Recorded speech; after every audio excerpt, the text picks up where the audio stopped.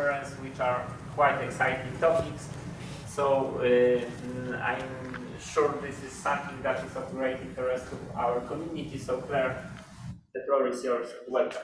Thank you. Thank you so much. Thank you for having me here and giving me the opportunity to present. So my name is Claire Donat. I'm currently an assistant professor at the University of Chicago in the statistics department. And so today I was hoping to talk a little bit about graph networks and estimation, and typically, so a little bit different from the talks that we saw this morning, more generally the case of trying to do perhaps inference and estimation on signals that are on graphs. So to give a little bit of motivation for this talk, actually, so I guess I don't need to convince anyone that graphs have become ubiquitous across applications, right? So the number of applications in which the data can be modeled as a graph is increasing. So it goes from recommender systems or social networks where the graph structure is actually pretty, self-sufficient. To biological networks, for instance, you have this increasing trend of trying to model, for instance, drug-drug interaction networks. And so in that case, the nodes might be the different drugs and the edges might denote drug interactions, for instance. You also have them in other biological settings, like for instance, genome-wide association studies, where in that case, the nodes might be the different genes and the edges might represent which gene sort of interacts with which. So across all of these applications, graphs are really becoming one of the preferred frameworks for modeling structure and relationships in data. So from a statistical or like just in general machine learning perspective, what are the challenges associated with this, essentially this new paradigm?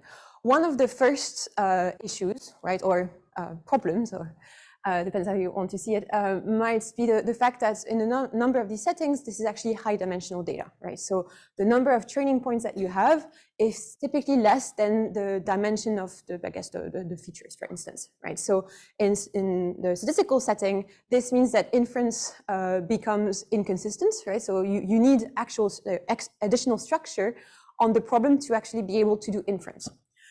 The other problem is, well, so you have, suppose you have a graph, right, and different node features, for instance, you actually want to be able to integrate the node features with the graph structure to do inference. And well, that's, you can view this as some sort of data integration problem, right? And so the question becomes, how do you actually efficiently combine all sources of information, so that is features plus graphs, to do inference and to guide your estimation procedure, right? So you have multiple choices that are involved, and so which one is the best? So today, essentially, I'll talk about two different settings where graph structures, the graph structure can help estimation. The first one is, I guess, the one that's at the top here. So the setting is the following. So consider the simple linear regression setting. So y equals x beta plus epsilon, where epsilon is some noise.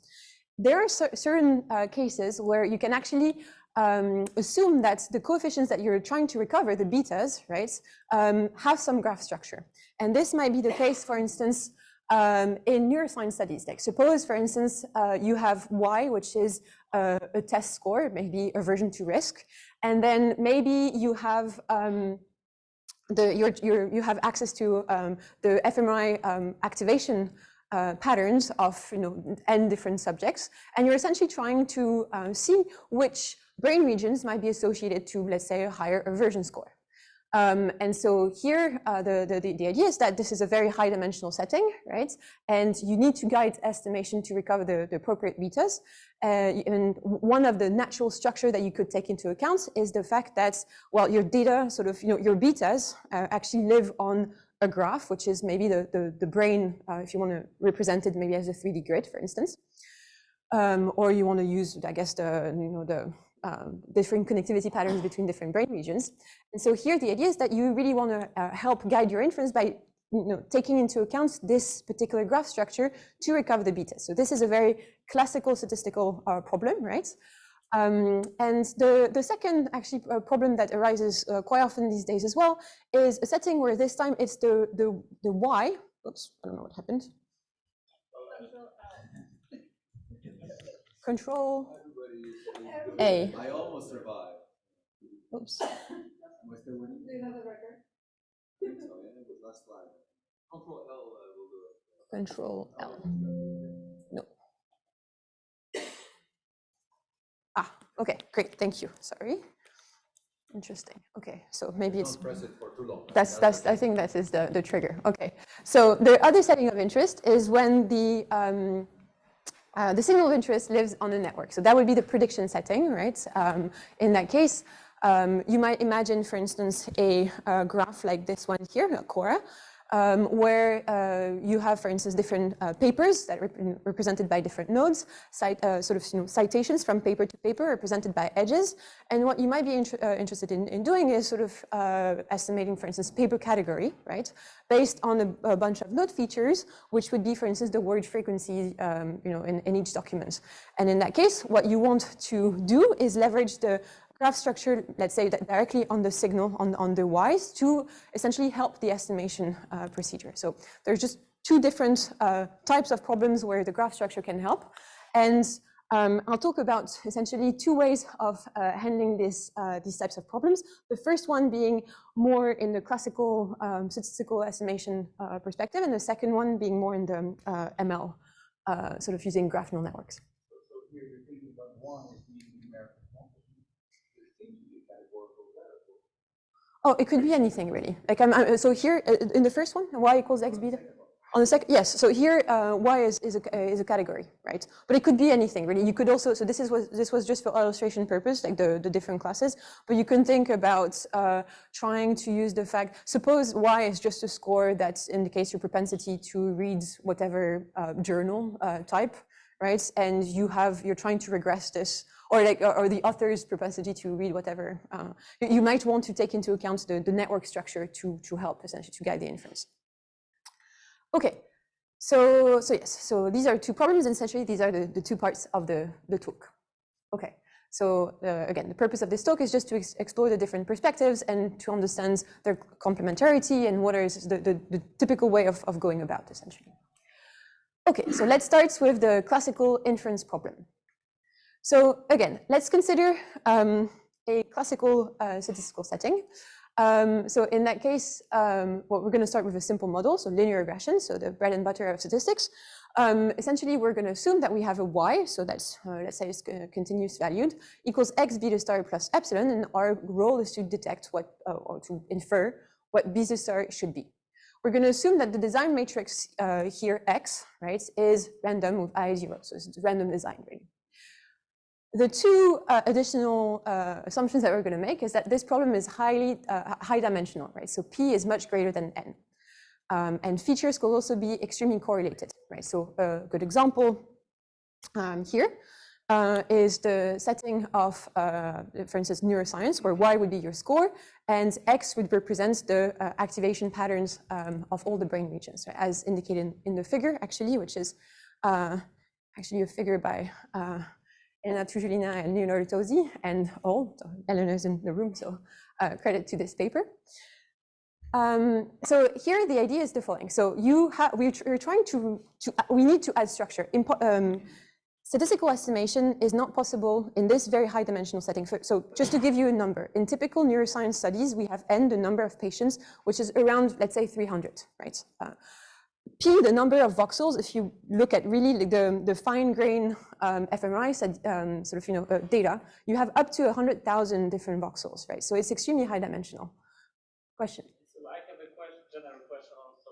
Like, is your objective here is to maximize prediction quality of Y, or learning something about beta star? Both typically, right? So those are they are not equivalent. They're non-equivalent. Typically in statistics, so the way it goes in statistics is you formulate your estimator, and then what you would want is characterize, let's say, from a theoretical and empirical perspective, the prediction error, right? So just the ability of my method, my estimator beta hat, to estimate new observations Y. And then you can also try to understand how that typically requires stronger assumptions typically on the design matrix, how well you actually estimate beta, right? So in the particular neuroscience example, you're actually right that there are several things we could actually be interested about, right? One thing would be just sheer prediction error. The second, I guess, which is a bit more traditional in these types of settings, is that you actually want to recover beta, because beta is essentially which brain regions are being activated, right? So you could be trying to essentially make sure that the 2 norm of beta hat minus beta star is small, right? So the MSE between the two is small. Or even you could do things where you try to show that the support of the recovered beta, right? So if we assume, for instance, sparsity, is correct, right? So that would be equivalent to you saying that your method has indeed recovered the adequate brain regions, for instance. So all of these are criteria that we could be considering, right? So in our particular setting here, what do we assume? So we're going to assume network cohesion, right? So as defined by Levin-Rajou et al. So that is, if I and j are nodes on the graph, so here my brain regions, I'm going to assume that beta I star is roughly equal to beta j if they're essentially adjacent, right? So for mathematical clarity, essentially, the structure that I'm going to assume is actually the number of jumps along that graph is small. So that is the number of times that beta I star is different from beta j star if I and j are sort of connected on the graph, right, is less than s. More concisely, so if I denote gamma the edge incidence matrix, so essentially it's just a 1 minus 1 denoting where, so it's a m, where m is the number of edge time p, where p is the number of nodes, dimensional matrix, which indicates the source and target of each node. Essentially what I'm going to write it for clarity is this gamma beta star in 0 norm is less than s. That means that the number of jumps is small. So these are all equivalent notations.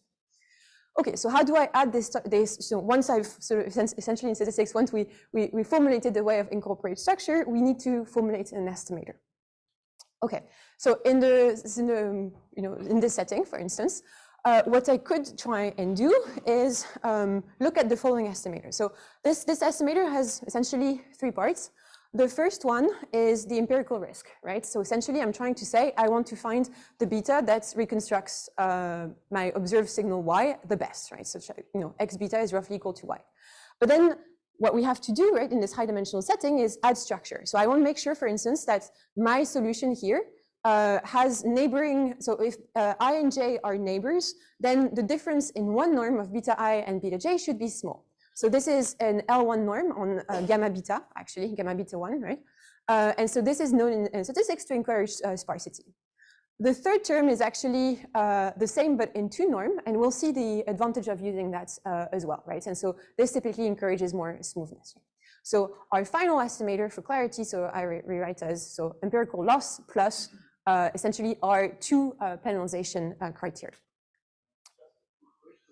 So the graph given by E, is it connected to X or it could be completely different? Technically, so here it could be different, but in practice, yes, like it comes from the, yeah.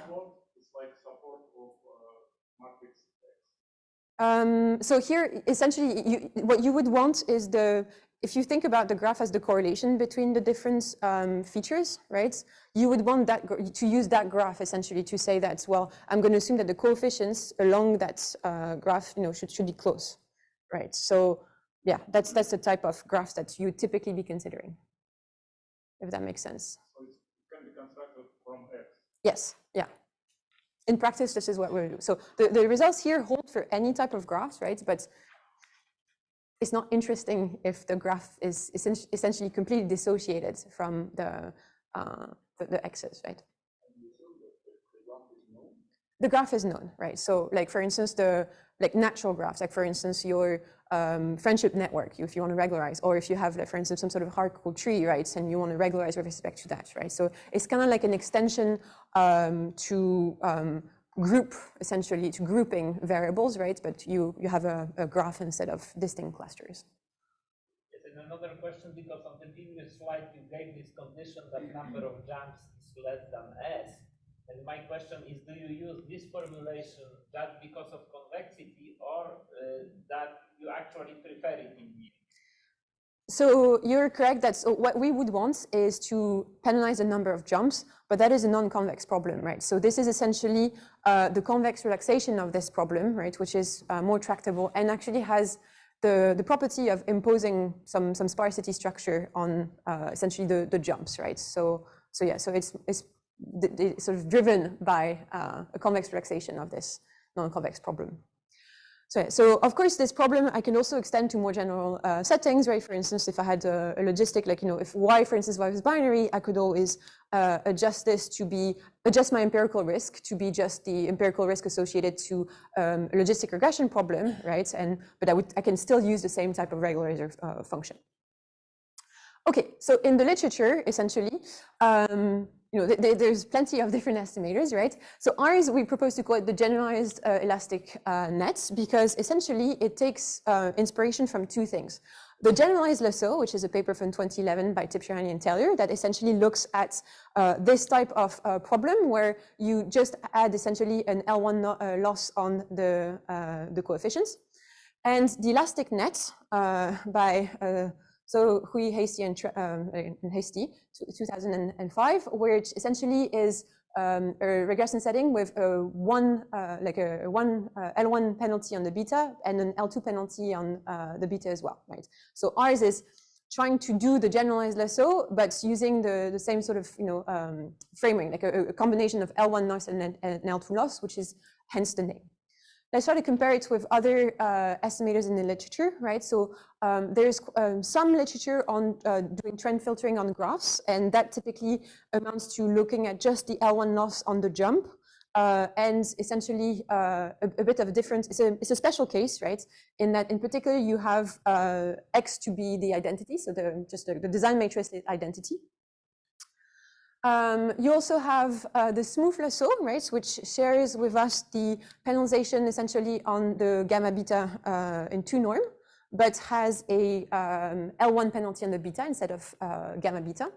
And finally, you have the fused lasso, which shares with us the L1 penalty on gamma beta, but also has a penalty, 1 penalty on beta.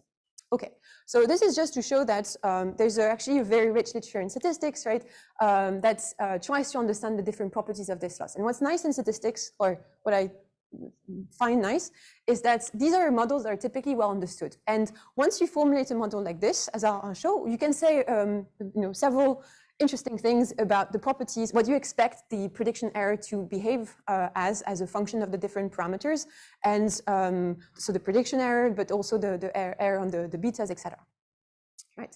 So the first goal of this theoretical analysis will be to see if we formulate a problem like this, right? If we just use the graph as a regularizer, essentially, can we understand the theoretical non-asymptotic properties of this estimator? And the second will be, again, can we understand how the error scales with the dimension of the problem? In particular, can we characterize types of graphs, or maybe the size of the problem, such that you you will be able to do well? Right. Note that this estimator requires, in particular, the specification of 2 optimal parameters, so lambda1 and lambda2, right? In every of the results that we're giving, essentially, you have what are called oracles for, you need to specify what lambda1 and lambda2 are, and these are typically functions of the parameters of your problems that you don't have access to. Typically, what is the underlying covariance matrix S, the sparsity pattern, etc. So you don't have access to that. So you'd have to use cross-validation in practice, but at least this sort of, the types of results that you're aiming to get are trying to really characterize, in the best case scenario, what do you expect your estimator to behave as. So this is the type of results that you typically get. So here, essentially, as I was saying before, the first thing that we note is we have to specify a best case, essentially, for our regularization parameters. And they depend essentially on the problem, right? The parameters of the problem. So as you can see, for instance, lambda1, so our regularization with respect to 1 norm, depends in terms of, so there's a sigma, right, which is the noise level of the, I guess, your epsilon error. So that's to be expected. Then the interesting part is that there's a square root and the maximal eigenvalue of the covariance matrix of the design X times log P over N.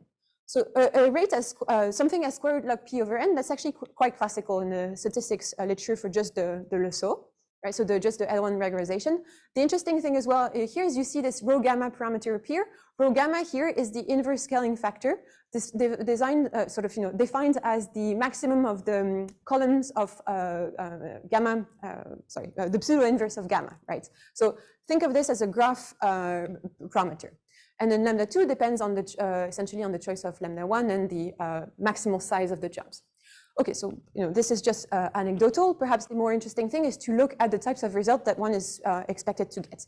So in particular here, what this theorem tells you, right, is that, okay, suppose we pick lambda1 and lambda2 just like this. With high probability, this is what happens. First of all, so here, so our prediction error, right? So that is essentially this complicated form here. So it has, so the first thing is, okay, so it scales as what? It scales with the amount of noise. That's to be expected. Then there's a gamma, so the maximal eigenvalue of the design divided by the minimal eigenvalue of this sum of sigma plus lambda 2L, where L is the Laplacian of the graph. And so this is where we first note where it's actually interesting to include the L2 penalty. If you only had an L1 penalty, essentially, supposing that you have high correlation, this gamma max over gamma min could be extremely important, right? So this allows us to understand actually why we need L2 penalization when there's a lot of correlations, right? It's to get essentially better error bounds, right? Which prevents essentially this denominator here to blow up and to prevent us from actually correctly estimating this, I guess, x beta star. Okay, then the second thing as well, I guess, is that the in this first equation as well, so trying to characterize the prediction error, you have two terms. So the two terms are as follows. So essentially, suppose that your beta star, you actually decompose as a sum of two things. The first part of beta, so beta star 1, is in the kernel of gamma, right? And that's essentially, with our penalty, is something that is not penalized by the method. The second part, beta star 2, is the thing that is actually in the perpendicular of that kernel and will be penalized by our estimator, right? So the penalty is on beta star 2. So essentially what this is trying to characterize is the error that you can do on both terms, right? So for the part that is not penalized, essentially the error is something that looks like NC, where NC is the number of components over N. So if you don't have many components, like just one, it's essentially 1 over N. And then for the second part, so that's the estimator of so on the that is actually the part that is on the graph and not and penalized. So it's something that scales as rho squared gamma times the minimum of the d, so maximum degree of the graph, times s, the sparsity, the number of jumps, times s log p over n. Okay. So this is, again, the interest of these different methods is to really try to understand what affects essentially estimation error in your or prediction error in your in this type of problems. But as we can see, right, it has to do this type of analysis allows you to characterize that yes, you do need L2 penalty when there are high correlations, right, to get maybe a good approximation. And then, well, we have to specify what this rho gamma is for the graphs that are of interest to us. But we do expect the error, right? If the model is nicely formulated, right, it follows essentially what we're hoping. That the error scales as s log p over n times this maybe s, so s squared log p over n. Question? Yes. It's in the, so it's, we're just decomposing the space as gamma beta and gamma, sorry, as curve gamma and curve gamma perpendicular. So essentially what is in a curve gamma, the idea is that gamma times beta star 1 is 0, right? So we're not penalizing that part actually. We're just like, it's if you want, that part is like the average over the graph, right? So there, yeah.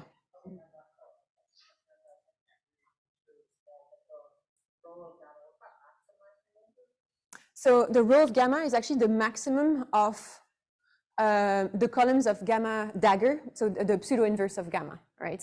And so that's something actually that is quite classical in this type of regularization, actually, that you need this quantity. So it seems a little foreign, like, you know, the way why it appears actually doesn't seem that evident, but essentially, if you want to understand why we need something about rho gamma dagger, like so gamma dagger, think of, you know, we're turning the problem into looking at the jumps, and then we're converting this back into the nodes, if you want, right? So it's as if we were looking at the dual of the problem by looking at how the jumps behave, and then we're sort of mapping this back using gamma dagger on the nodes to get our final sort of signal, if you will, over a graph, right?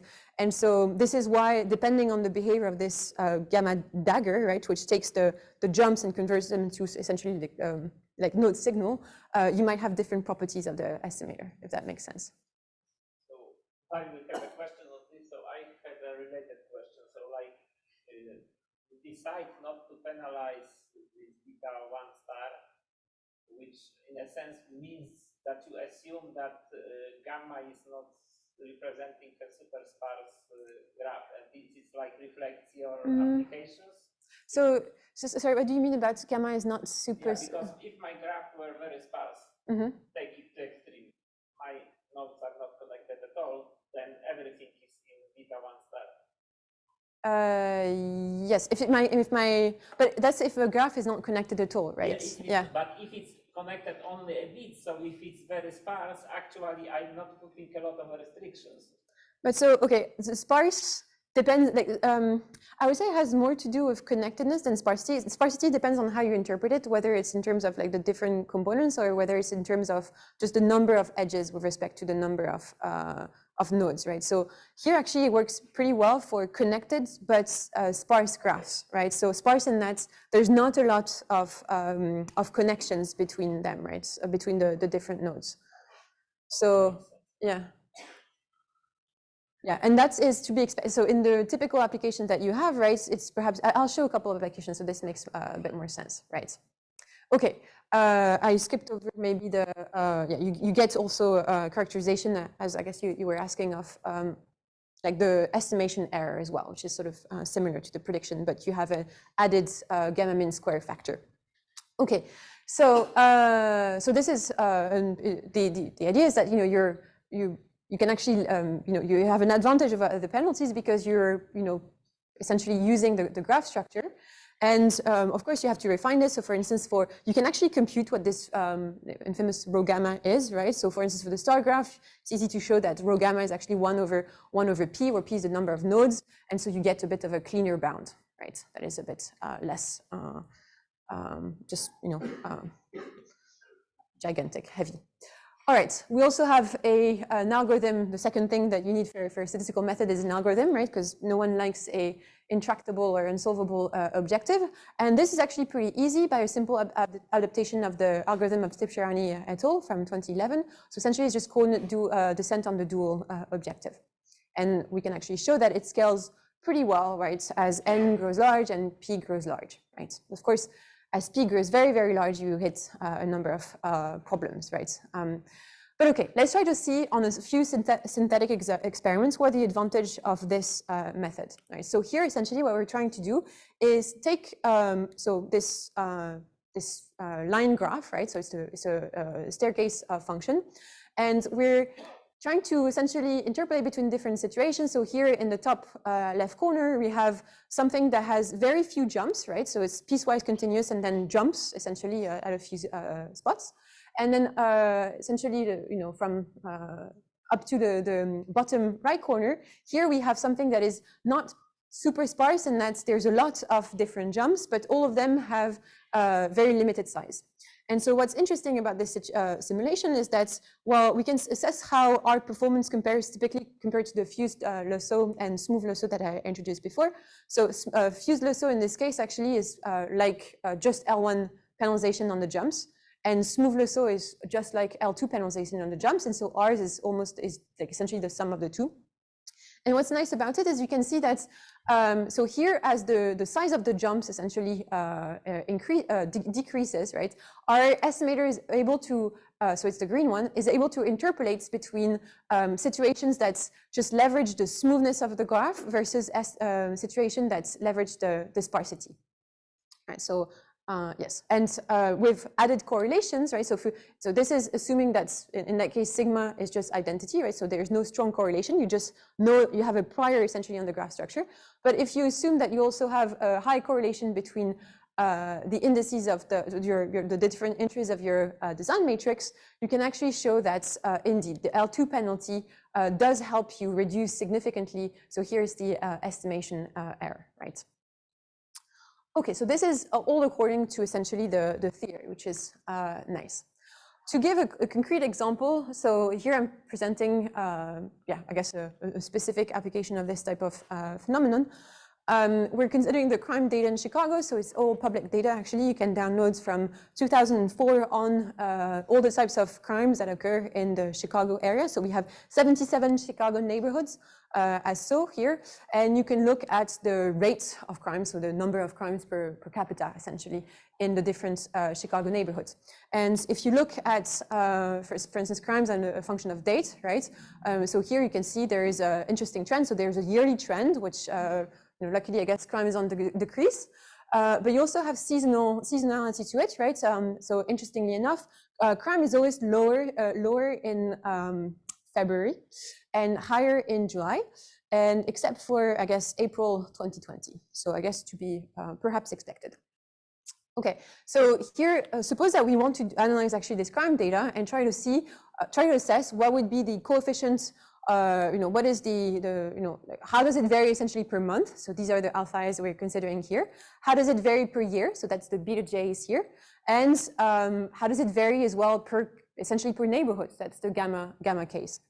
So this is where we can use our structure. So the effect of the month is expected to be smooth, right, as we saw in the data. So we are using the circle graph, right, to make sure that December is actually close to January in terms of effects.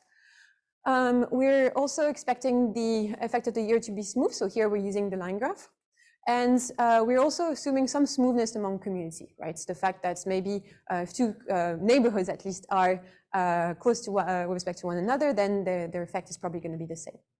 And this is, so we have plenty of data, right? So we're trying to recreate essentially a data sparse, or at least a data sparse regime, right? Where we have P that is super high dimensional up until like P that it should be consistent no matter what the method is. So that would be, so this is essentially P much greater than N, and P just like, less than N, right?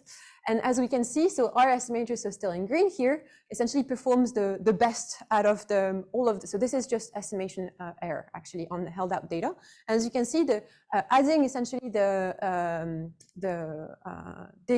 proper penalization really helps a lot, right? So the first three methods here actually just without the graph. The last three here are with the graph, and so essentially ours is L1 plus L2, right? And you can see that there is a difference, right? So the effect of the graph is the one that predominates in this plot, but adding the two is essentially allows you to reduce even the error a little further. And okay, and you can also plot what the effect of the community is on on the map, right? Interestingly, so this is again 3 graphless methods, right, that try to just impose sparsity. If you look at it closely, which well, I guess in a paper you can you have a little bit more time to look at the different effects. But on the bottom row, essentially, so all graph methods, we can see that first the effect of crime is typically a little bit smoother over the map, right? So that's to be expected. Our method compared to the others seems to have essentially preserve sharper contrast typically compared to the smooth lasso, right? And that's the effect of the L1 penalty.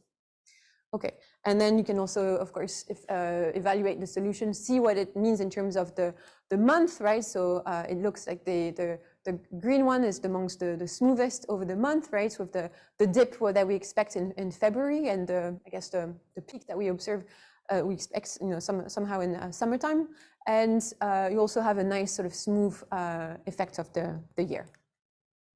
Okay, so this is to conclude essentially this session on the effect on trying to essentially devise statistical models for graph penalty, right? So essentially, what have we learned here? We looked at a specific case, right, of trying to add structure on our estimation procedure using the graph that we have at hand, right? This was the statistical setting. Essentially, this was nice for 2 reasons, right? The first is, it's easy to optimize over.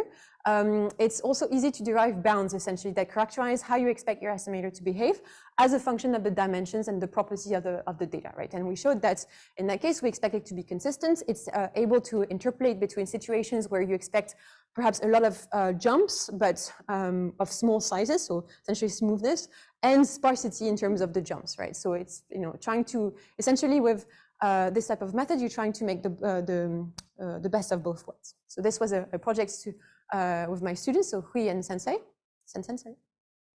The next thing I want to talk a little bit about is the machine learning perspective. So in the machine learning perspective, I will see the way you would typically add structure is a little bit different. The problem is also a little bit different in nature. So in the machine learning perspective, essentially we're trying to only do prediction, right? Or mostly do, it's very prediction driven.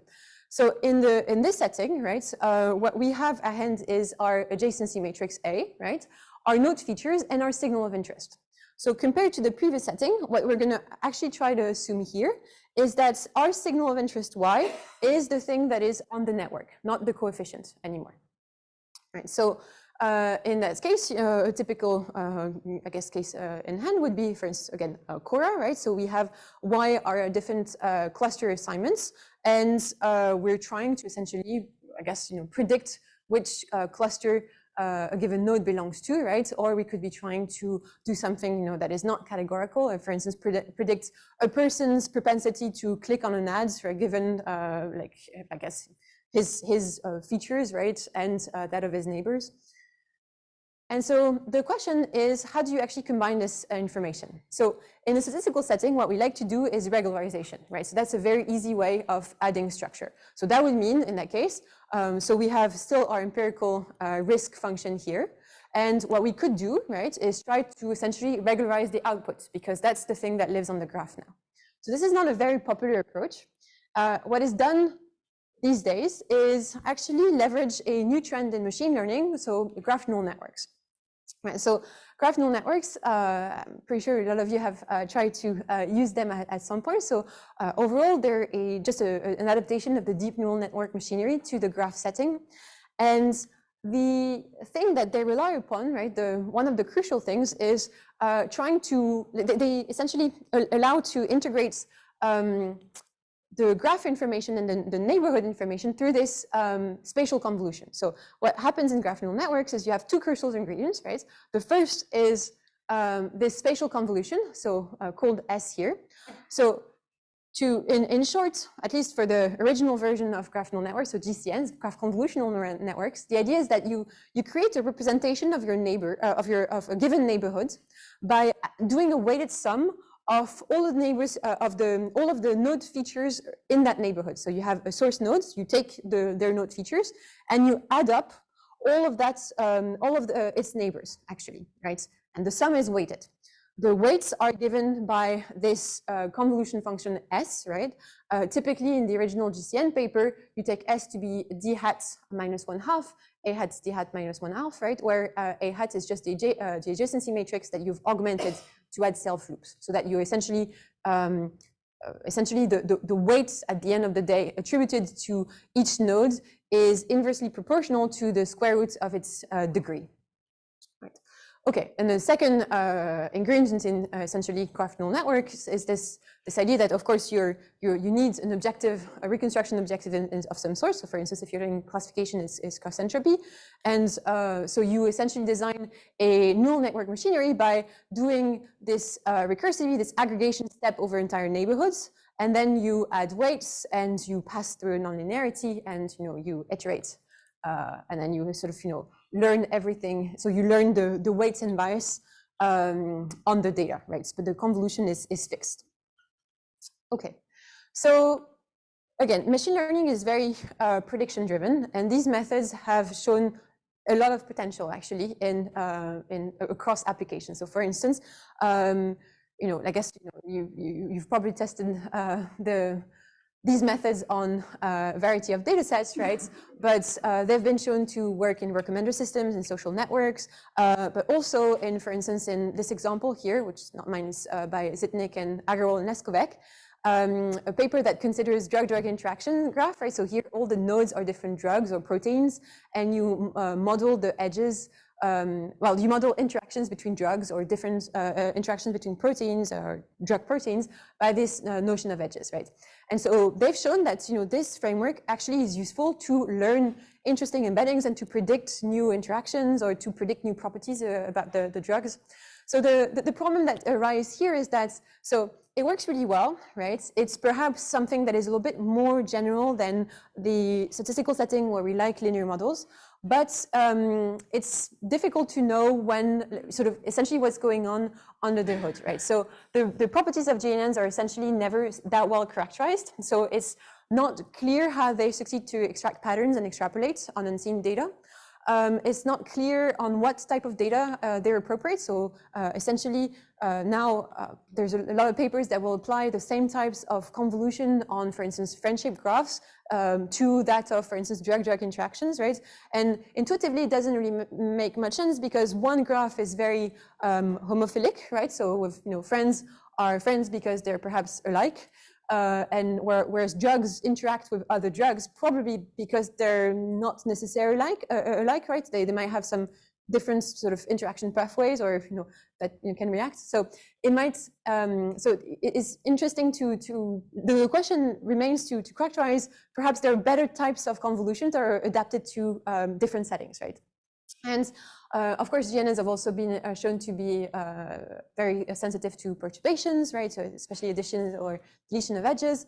And finally, I guess they're not that interpretable. So all of this to say that GNNs are a very good way, a flexible way of essentially combining graph and so topological and node feature information.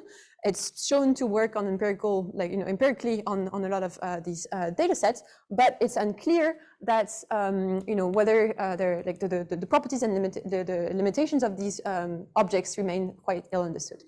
So unfortunately, we can't do exactly like in a statistical sense, right? We're in a statistical setting where we're able to characterize the estimation and prediction error, but we can try to understand a little bit what's going on by looking at the different components of that pipeline.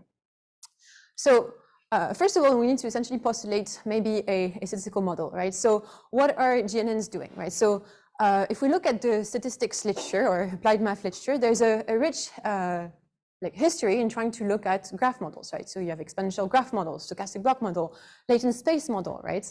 And so in latent space model in particular, what happens is that the probability of the edge, right, between node I and j is essentially the inverse logit function of something that depends on a latent embedding for each node. So here called ui, right? So and that function can be a function of the distance, of the dot product, the inner product, etc.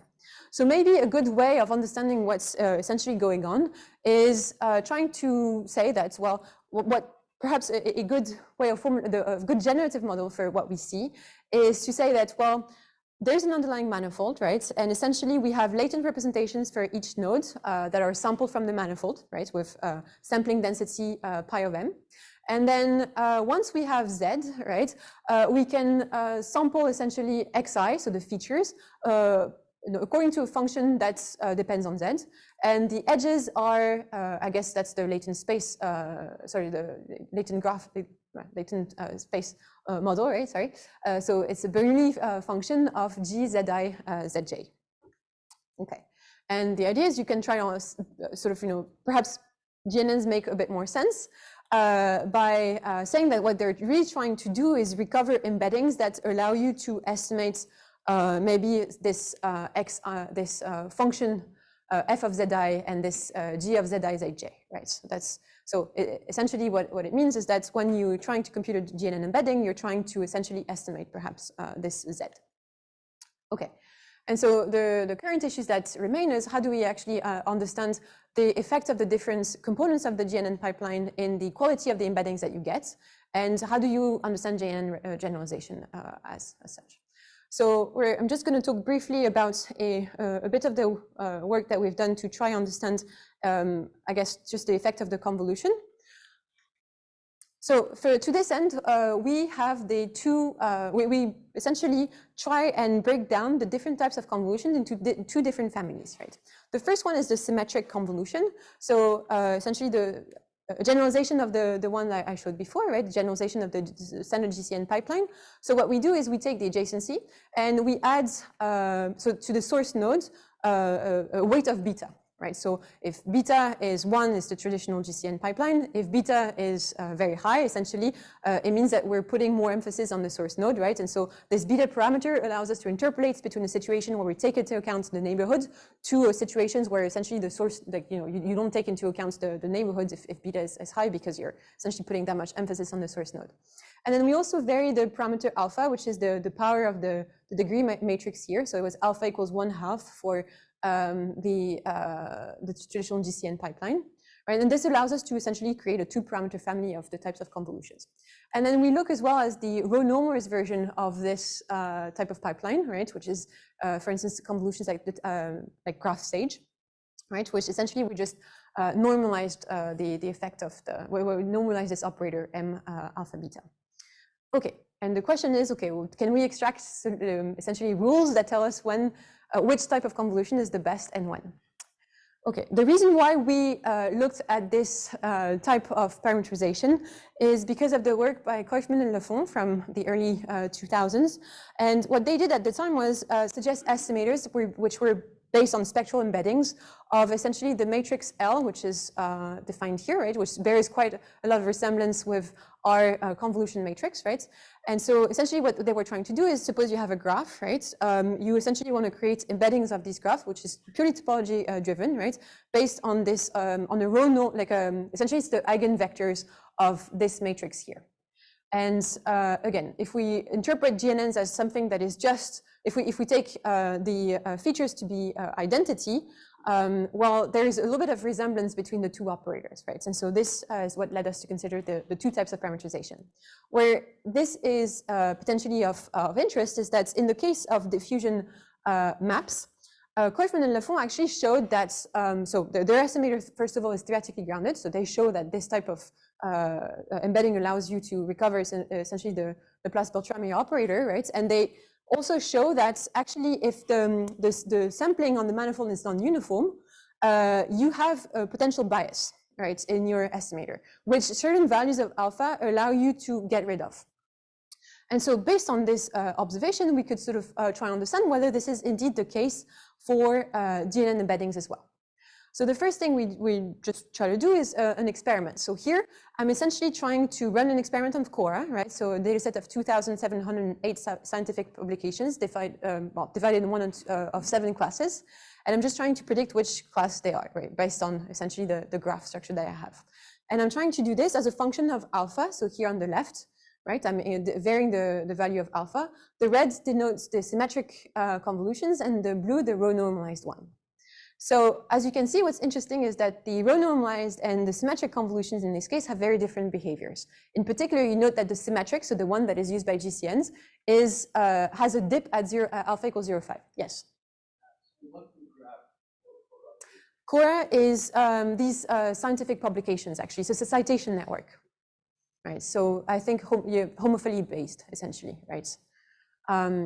And so, yeah, so you have this dip at alpha equals 0.5, which is perhaps interesting to see.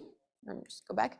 And you can also vary the importance of beta, right? So the importance of the nodes. So that's on the right figures here. And as you can see, right, so beta does have an effect, especially for symmetric convolutions, right? So essentially the higher the beta, so the more the higher the importance on the source node, the more you potentially well, you lose accuracy, but the effect of the alpha is more striking in the overall in the symmetric convolution.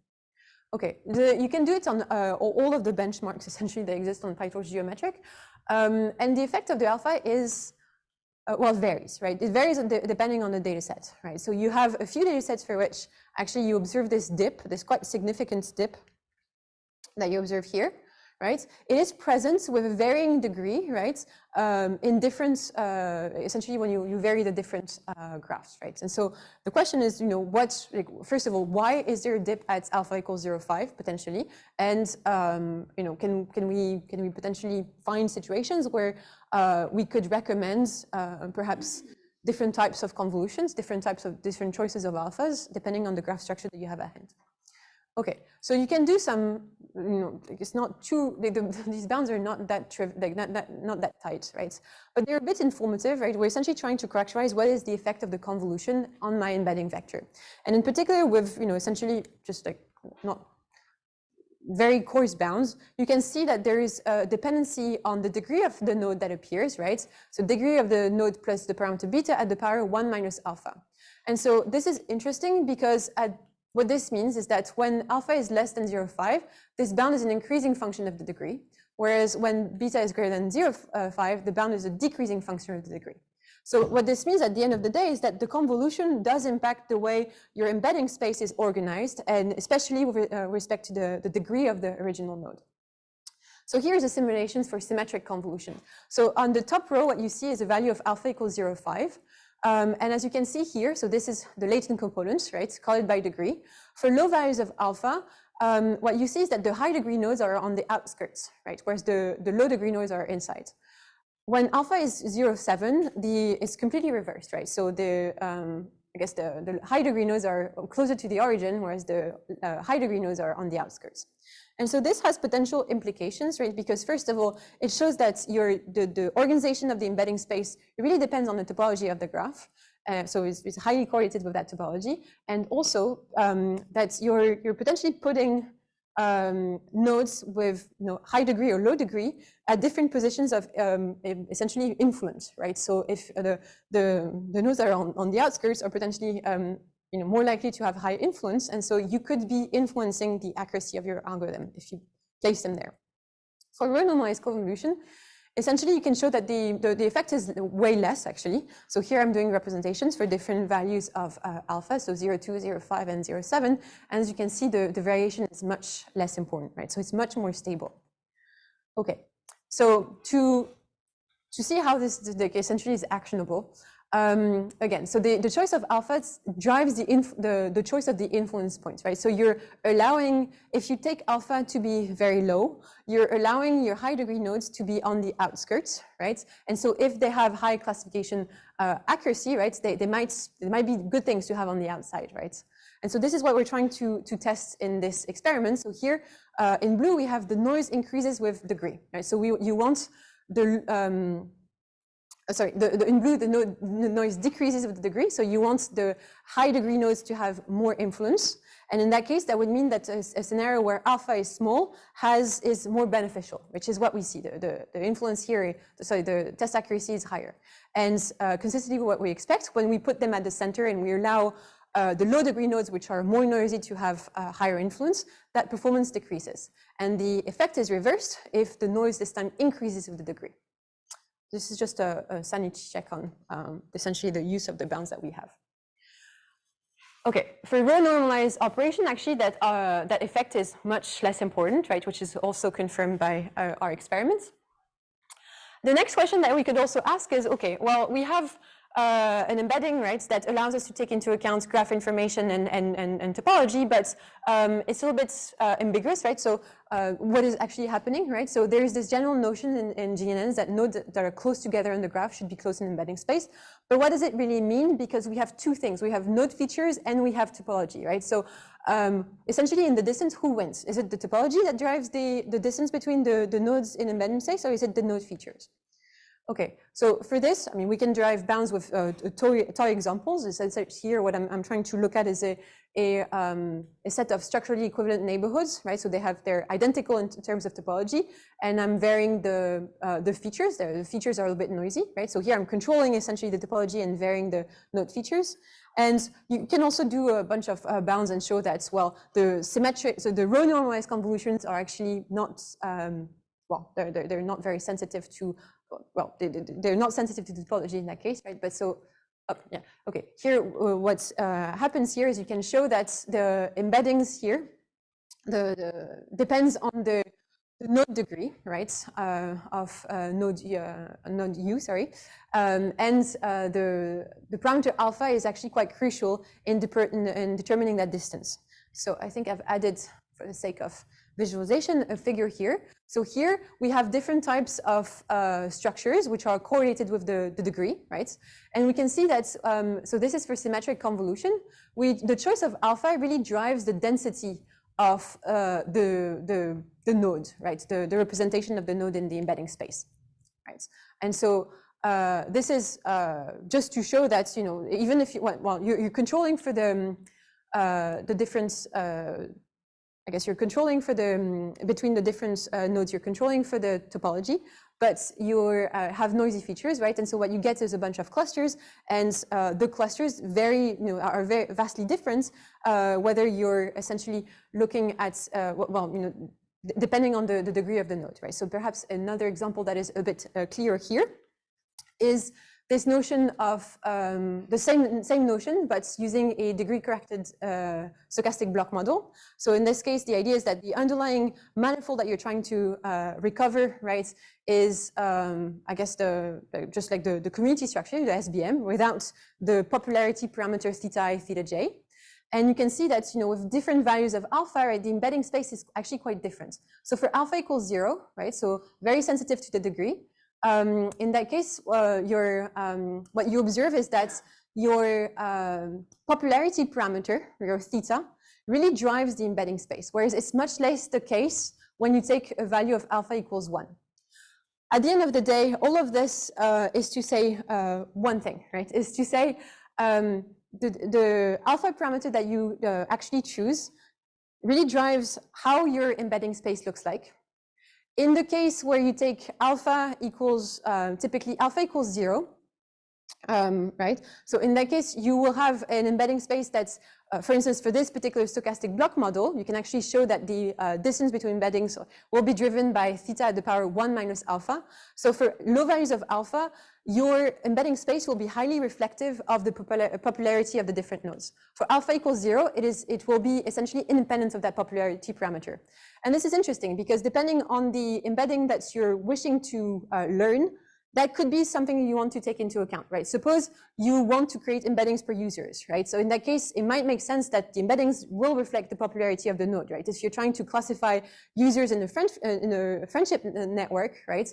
You want, if, you know, suppose I have a neighbor that is essentially exactly identical to me in terms of their features, but I have one friend on Facebook and they have 1 million. That's probably something that you want your embedding to be reflective of. Whereas if my graph is just essentially a cloud, a point cloud, right? And the degree is just indicative of like how much I sampled, but that's not really something that is, essentially I want to decouple my manifold reconstruction from the sampling. Then I might actually want to use a different value of alpha, right? That essentially tries to squash the effect of that degree. Okay, so this is the essentially the main message of this part, right? Is that there's a lot of things to be done in trying to understand a little bit more how GNNs go about. So they're, as you can see, they're used for different types of problems than in a statistical setting, right? They are essentially neural networks driven, so offer perhaps more flexibility than traditional linear models, but their interpretation and understanding how they work is a little bit more difficult. And so yeah, so there's a lot of work in trying to understand actually how the different components of the pipeline intervene to essentially make the entire thing work. So yes, so with this I will finish this talk. Thank you very much for your attention, and thank you for my students as well who've helped me with all of these projects. And I'd be happy to take any questions or further remarks if you have any.